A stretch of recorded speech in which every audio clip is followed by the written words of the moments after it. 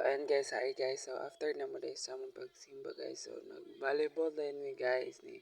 So, nag-una mi ni Christian, so, nagtaod mi og net.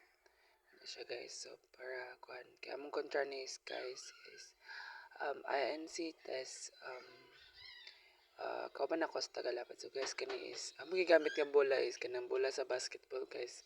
Grabe ka, kapoy, bugat, pero tiyata ka siya kay nice kaya ang experience nga pula gamit so dugay-dugay mi nahuman ani guys, and then like nalingaw lang kayo guys, so kami pamandawa na iabot with the rest is alas 5, and then nag-abot din ang taga Purok Tres guys, sa Tagalapad yapon ni sila guys, so kana is nagunom-unom pa mi guys, so wala pa di ang mga kontrahan ni, and then kana siya, so grabe among dula dira, grabe nga napaka na grabe jud siya.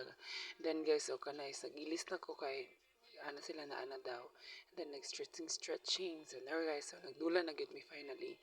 And then sa INC man di ko na appeal guys is kay kulang sila din sa Purok Tres is kompleto man sila guys.